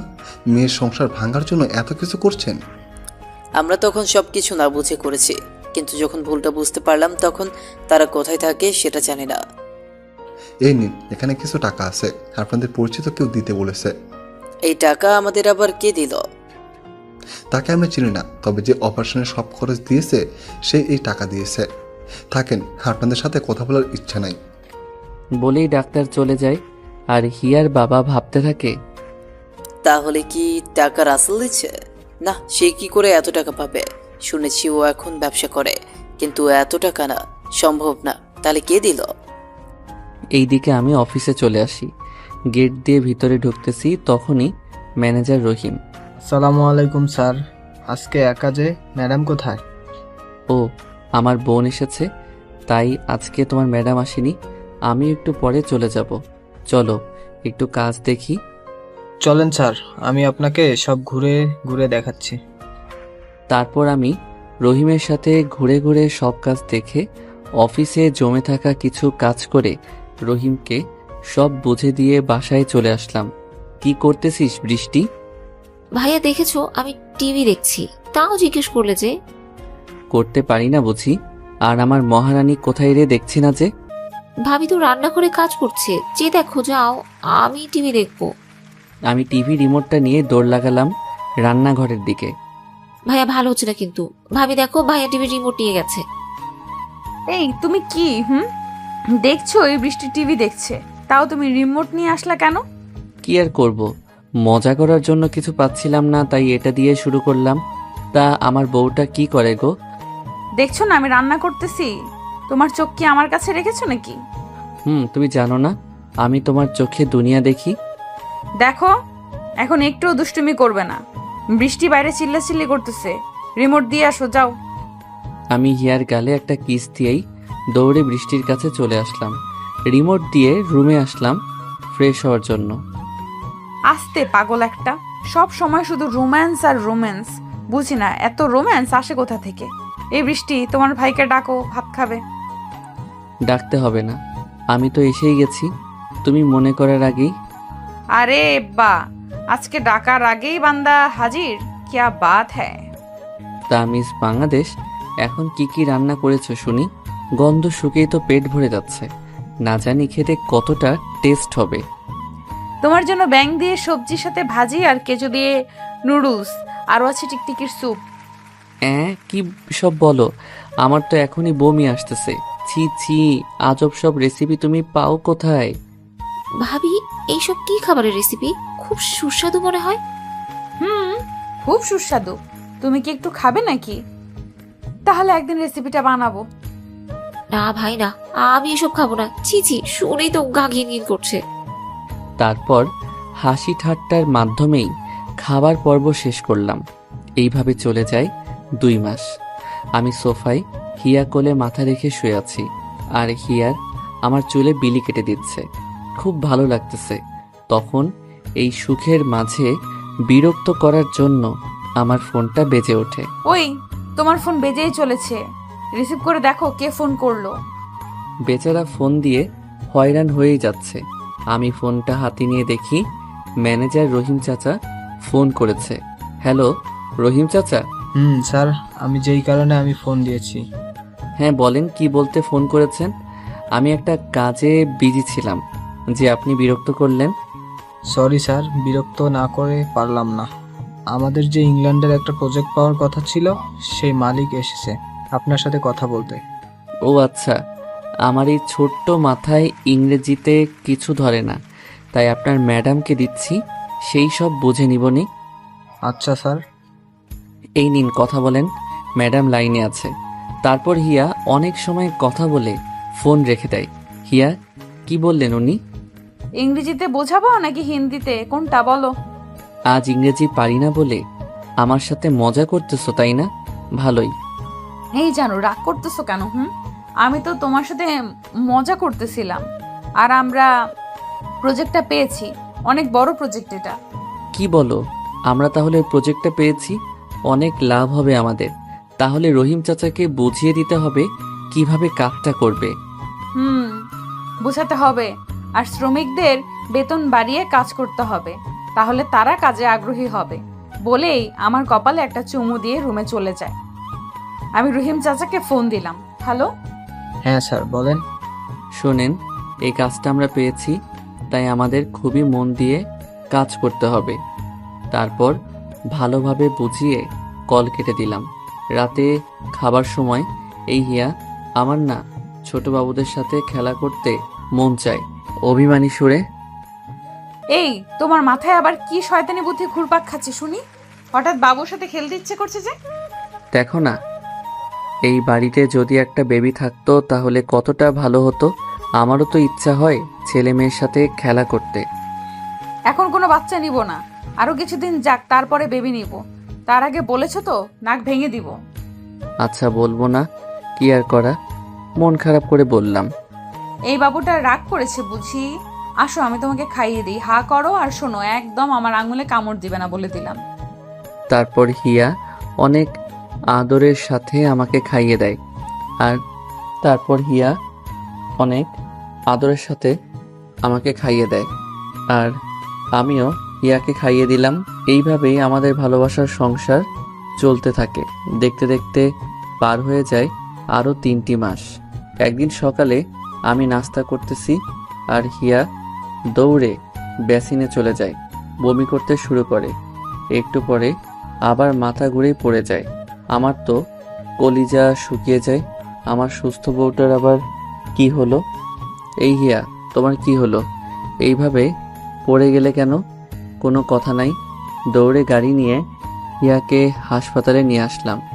ডাক্তার ডাক্তার কোথায় আপনি? আরে রাসেল সাহেব, কি হয়েছে? এত উত্তেজিত কেন? দেখেন না আমার বউটার কি হলো। সকালে নাস্তা করতেছি, তখনই অজ্ঞান হয়ে পড়ে যায়। ও আচ্ছা, এই ব্যাপার। তাহলে আপনি এখানে বসেন, আমি দেখতেছি ম্যাডামের কি হয়েছে। বলেই ডাক্তার সাহেব একটা মহিলা ডাক্তারকে সাথে নিয়ে হিয়াকে পরীক্ষা করানোর জন্য চলে গেল। অনেকটা সময় পরে ডাক্তার সাহেব বেরিয়ে আসে। আচ্ছা ডাক্তার সাহেব, বলেন আমার বউটার কি অবস্থা? রাসেল সাহেব, তাড়াতাড়ি মিষ্টি খাওয়ানোর ব্যবস্থা করেন, আপনি বাবা হতে চলছেন। কি সত্যি বলতেছেন তো, নাকি আমার সাথে মজা করতেছেন? খুশিতে আত্মহারা হয়ে বললাম, আর কি যে বলেন না, এসব বিষয়ে কেউ মজা করে নাকি? আসলে আপনি বাবা হতে চলছেন। আমি আরো কিছু কথা বলে ড্রাইভারকে মিষ্টি আনতে বলেই হিয়ার পাশে গিয়ে বসি। হিয়া, কেমন লাগতেছে এখন? তোমার ওই হাসি মাখা মুখটা দেখলে আমার ভালো না থাকলেও, তোমার এই হাসি মাখা মুখটা দেখলে আমি ভালো না থাকলেও ভালো হয়ে যাই। তোমার এই হাসি মাখা মুখটাই আমার অসুস্থতার সময় ওষুধ হিসেবে কাজ করে। জানো হিয়া, আজ আমি অনেক খুশি, যা তোমাকে বলে বোঝাতে পারবো না। বলেই হিয়াকে কোলে নিয়ে ঘুরতে থাকলাম। এই দুষ্টু, কি করতেছো? ছাড়ো, সবাই দেখে হাসতেছে, দেখছো না? আসলেই তো সবাই তামাশা দেখতেছে, সেই দিকে আমার কোনো খেয়ালই নেই। তখনই স্যার, এই নিন মিষ্টি। আমি ঘুরে ঘুরে যেটা সবচেয়ে ভালো সেই মিষ্টি এনেছি। এত মিষ্টি আনতে কে বলেছে রাসেল সাহেব? শুধু শুধু এতগুলো টাকা নষ্ট। এটা আমার খুশির কাছে কিছুই না। আর এই হাসপাতালে তো অনেক মানুষ, সবাইকে দিয়ে আমাদের জন্য দোয়া চাইবেন। আপনার কথা শুনে খুবই খুশি হলাম। আর শুনুন, এই সময় ম্যাডাম যেন কোনো কাজ না করে তার খেয়াল রাখবেন, আর এই ওষুধগুলো এনে খাওয়াবেন। আশা করি কোনো সমস্যা হবে না। আরে ডাক্তার, এটা নিয়ে কোনো চিন্তা করবেন না, আমি ওকে মাটিতেই নামতে দিব না, কাজ তো দূরেই থাক। দোয়া করি আপনার মতো এত ভালো মনের স্বামী যেন প্রতিটি মেয়ের হয়। তারপর আরও অনেক কথা বলে আমি হিয়াকে নিয়ে চলে আসলাম। এইদিকে হিয়ার বাবা তখন হাসপাতালে এসেছে কি যেন দরকারে। আমি আর ডাক্তার যে কথা বলছিলাম সেটা দেখেই আমাদের দিকে আসে, কিন্তু এসে ধরতে পারে না, গাড়ি ছেড়ে দিয়েছে। তাই মন খারাপ করে ডাক্তারের কাছে যাই। কি খবর? আর এমনভাবে হাঁপাচ্ছেন কেন? সেসব পরে আগে বলেন, একটু আগে যে একটা সাহেব আপনার সাথে কথা বললো, আপনি কি তাকে চেনেন? কেন চিনব না? সে তো এই দেশে নামকরা বিজনেসম্যান। এখানে এসেছিল তার স্ত্রীকে নিয়ে। কি আমার মেয়ের জামাই এত বড় লোক? আচ্ছা, কি হয়েছে তার? রাসেল সাহেবের স্ত্রী মা হতে চলেছে, তাই এখানে এনেছিল পরীক্ষা করার জন্য। কিন্তু কোনো সমস্যা নেই, একদম ভালো আছে। আর তারা দুজনেই খুবই ভালো মনের মানুষ। ডাক্তার সাহেব, ওই সাহেব আমার মেয়ের জামাই। আমি তাদের কতদিন হলো খুঁজি, একটা নজর দেখে মরার আগে ক্ষমা চাওয়ার জন্য, কিন্তু সেটা মনে হয় আমার কপালে নেই। এখন পেয়েও ধরতে পারলাম না। আপনি কি তাদের ঠিকানা জানেন? তাদের ঠিকানাতে কি করবেন? আবার কিছু করার পরিকল্পনা করতেছেন নাকি? দয়া করে এইভাবে বলবেন না, আমি তাদের থেকে ক্ষমা চাইতে চাই। প্লিজ, তাদের ঠিকানা জানলে একটু বলেন। তখন ডাক্তার বুঝতে পারে আসলেই হিয়ার বাবা যা করেছে তা নিয়ে অনুতপ্ত, তাই ডাক্তার যা যা জানে সবটাই খুলে বলে। এটা শুনে তো হিয়ার বাবা কেঁদেই ফেলে। আমি তাদের ক্ষতি করার জন্য এত কিছু করেছি, আর তারা ঠিকই সেসব মনে না রেখে আমার বিপদে সাহায্য করেছে। আমি তো বাবা নামের কলঙ্ক। আরও অনেক কথা বলে হিয়ার বাবা বাড়িতে চলে আসে। আর বাড়িতে আসলেই হিয়ার মা বুঝতে পারে হিয়ার বাবা কান্না করতেছে। হেই, তোমার কি হয়েছে? কান্না করতেছো কেন? হিয়ার বাবা হিয়ার মাকে জড়িয়ে ধরে আরও জোরে কান্না করে দেয়। আরে এভাবে কান্না কেন করতেছো? একটু খুলে বলো কি হয়েছে। জানো, আজকে রাসেল আর হিয়াকে দেখেছি হাসপাতালে। আমার মেয়ের কি হয়েছে? তারা হাসপাতালে কেন এসেছে? আগে তো সব কথা শুনবে, তাই না? তার আগের কথা বলতে শুরু করো, তাহলে কি ঠিকভাবে কথা বলা যায় বলো? তারপর হাসপাতালের সব ঘটনা খুলে বলে, যেটা শুনে হিয়ার মাও কান্না করে দেয়। ওই চলো না, আমরা হিয়ার কাছে যাই, দেখবে আমাদের দেখলে একটুও রাগ করতে পারবে না। চলো, আমাদের দেখলেই সব ভুলে যাবে। আর আমরা যা করেছি তাতে আমাদের উপর রাগ করাটাই স্বাভাবিক। তারপর তারা আমাদের বাড়ির দিকে রওনা দেয়। অনেকটা সময় পরে আমার বাড়িতে এসে পৌঁছে যায়। দেখছো ইয়ার মা, কত বড় বাড়ি! এত সুন্দর বাড়ি আমি কখনোই দেখি নাই। অনেক বড় বাড়ি। বাইরে থেকে যত সুন্দর না জানি ভিতরে আরো কত সুন্দর। এইদিকে আমি সোফায় বসে পেপার পড়তেছি আর হিয়া রুমে শুয়ে আছে। তখনই বাড়ির কলিং বেলটা বেজে ওঠে। আমি গিয়ে দরজা খুলে অবাক হয়ে দাঁড়িয়ে থাকি, কেননা আমার সামনে স্বয়ং আমার শ্বশুর শাশুড়ি দাঁড়িয়ে। আমি তাদের পা ধরে সালাম করলাম, কেমন আছেন? আর আসতে কোনো সমস্যা হয়নি তো? বাবা, আমাদের ক্ষমা করে দাও, না বুঝে তোমাদের উপরে অনেক অত্যাচার করেছে। হ্যাঁ বাবা, আমাদের ক্ষমা করে দাও। আর আমার মেয়ে কোথায়? আমরা কি আপনাদের উপর রাগ করতে পারি বলেন? আপনারা আমাদের গুরুজন। আসেন, বসেন, আপনারা অনেক ক্লান্ত। হিয়া, হিয়া শুনছো? শুনতে পারতেছি তো, কি হয়েছে বলো? এভাবে ডাকাডাকি করো কেন? দেখে যাও কারা এসেছে, তাড়াতাড়ি আসো। আচ্ছা, তুমি তাদেরকে বসতে দাও, আমি আসতেছি। কি জানি এখন আবার কারা আসলো। একটু পরে হিয়া নিচে এসে দেখতে পাই তার বাবা মা সোফায় বসে আমার সাথে কথা বলতেছে, যেটা দেখে হিয়া অনেক রেগে যায়। এরা আমার বাসায় কেন? কি এবারের ভেতরে ঢুকতে দিছে এদের? হিয়ার বাবা মা তো হিয়ার কথা শুনে অবাক, কি বলছে এইগুলো? এই হিয়া কি বলছো এটা? এরা তোমার বাবা মা, তাদের সাথে এইভাবে কথা বলে? তারা আমার বাবা মা বলতেও ঘৃণা লাগে, আর তারা সম্মান পাওয়ার যোগ্য না। মনে আছে তোমার সাথে কি কি করেছিল? মারে, এভাবে বলিস না, আমাদের ক্ষমা করে দে। মানছি আমি তোদের সাথে অনেক অন্যায় করেছি। হিয়া, ক্ষমা করে দাও। দেখো, এরা যা করেছে তাদের জায়গায় আমরা থাকলেও কিন্তু সেটাই করতাম। আর তুমি উত্তেজিত হইও না, বেবির ক্ষতি হবে। মারে, আর কত অভিমান করবি বল? দয়া করে মরার আগে ক্ষমা করে দে আমাদের। একবার তো মরতে মরতে বেঁচে গেছি তোদের টাকার কারণে। রাসেল যদি সাহায্য না করতো তাহলে হয়তো এতদিন কবেই আল্লাহর কাছে পৌঁছে যেতাম। হয়তো আল্লাহ চেয়েছে তোদের সাথে দেখা হয়ে ক্ষমা চেয়ে নিতে পারি। হিয়া মরার কথা শুনে আর অভিমান করে থাকতে পারে না। দৌড়ে গিয়ে ওর বাবা মাকে জড়িয়ে ধরে কান্না করে দেয়। মারে, কান্না করিস না। আচ্ছা, বৃষ্টি মামনিকে তো দেখতে পারছি না। বৃষ্টি তো পড়াশোনার জন্য আমাদের সাথে সাথে থাকে না, অন্য জায়গায় থাকে। আজকে আসবে। এইভাবে কথাবার্তার মাধ্যমেই পার হয়ে যায় 7 মাস। এখন হিয়ার পেট অনেকটাই বড় হয়েছে, হাঁটতে হাঁটতে অনেক কষ্ট হয়। আমি তো চোখের আড়াল হতেই দেই না। সাথে শ্বশুর শাশুড়ি আর বৃষ্টি তো আছেই। একদিন সবাই বসে সকালের নাস্তা করতেছি, তখন দেখি হিয়া রান্নাঘর থেকে খাবার আনতেছে। হিয়া, আমাদের বাড়িতে কি মানুষের অভাব পড়েছে যে তোমার এই অবস্থায় কাজ করতে হবে? নাকি তুমি চাও না সুস্থ থাকতে? কোনটা? এতে কোনো সমস্যা হবে না, তাও কেন এমন করতেছো? তুমি জানো যে কোনো সমস্যা হবে না। তোমার যা ইচ্ছা কর, আমি কিছুই বলবো না। বৃষ্টি, সব কাজের লোককে সরিয়ে দে। ইয়া তো আছেই কাজ করার জন্য, তাহলে হুদাই টাকা নষ্ট করে কি হবে? বলে আমি রুমে চলে আসি। ভাবি, তুমি জানোই ভাইয়া তোমাকে কাজ করতে দিতে চায় না। তোমার যেন কোনো কষ্ট না হয় তার জন্য এতগুলো লোক রাখা। তাও তুমি কেন এটা আনতে গেলে? ও মা, বাবাজি তো ঠিকই বলেছে।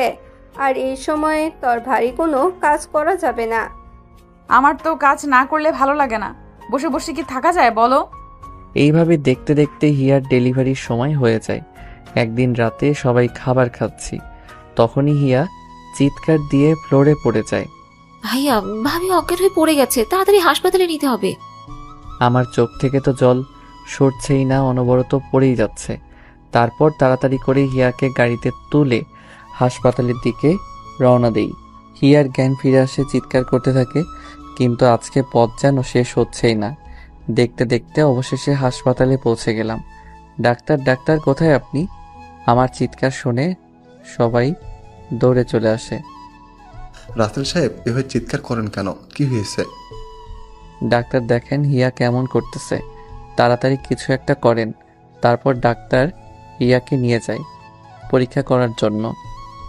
পরীক্ষা শেষ করে ডাক্তার বলে, দেখুন, আপনার স্ত্রীর যে অবস্থা এখন, তাতে সিজার করাতে হবে, না হলে অনেক বড় ক্ষতি হবে।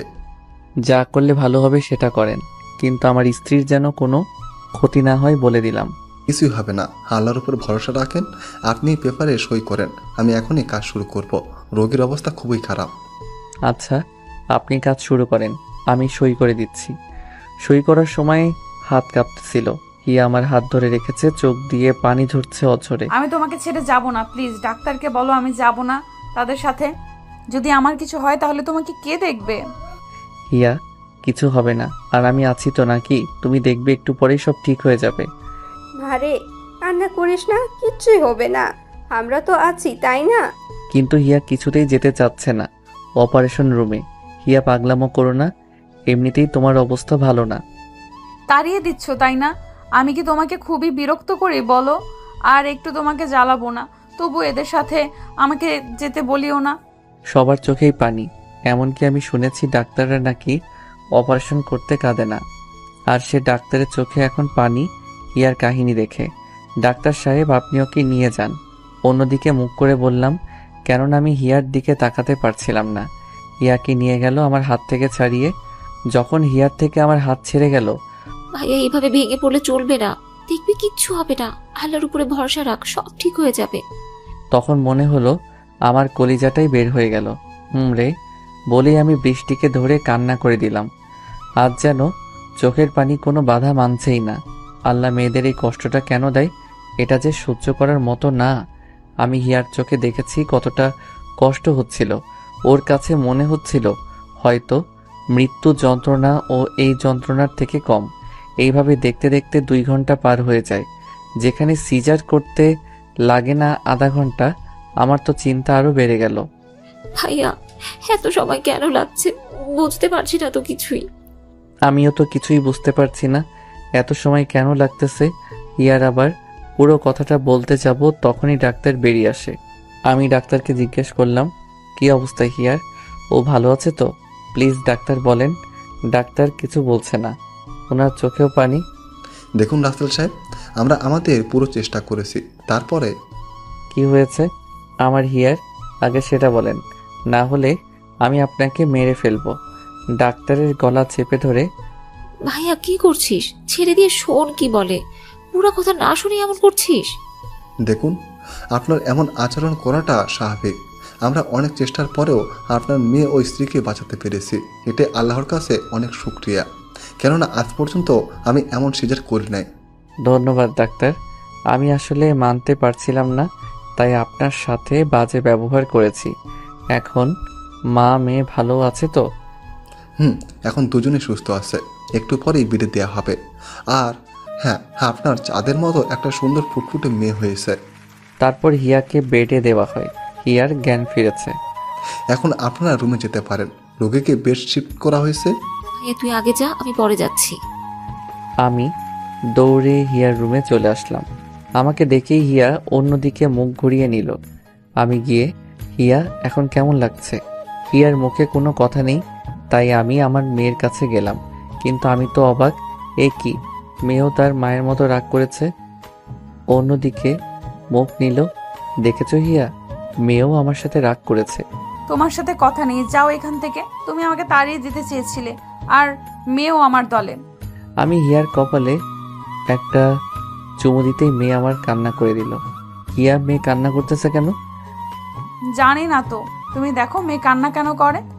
আমি গিয়ে মেয়ের হাতে একটা কলম দিয়ে গলায় একটা স্বর্ণের চেন পরিয়ে কপালে একটা চুমু দিতেই কান্না শেষ। দেখেছো, মেয়ে এক্ষুনি আমাকে হিংসে করে। আমার কপালে চুমু দিলে আর কান্না করলো, আর এখন ওকে চুমু দিছো, কান্না শেষ। দেখেছো তো, মেয়ে আমার মতো একা আদর নিবে না। কি নাম রাখলে তোমার মেয়ের? রুহি, জান্নাত, হিমি। আমি তো রুহি বলেই ডাকবো আমার আদরের প্রিন্সেসকে। তারপর একে একে সবাই রুমে আসে, ডাক্তাররাও আসে। এইভাবে হাসপাতালে 7 দিন থেকে হিয়া আর রুহিকে বাসায় নিয়ে আসি। এইভাবেই শেষ হয়ে যায় ভালোবাসার আরেকটি গল্প।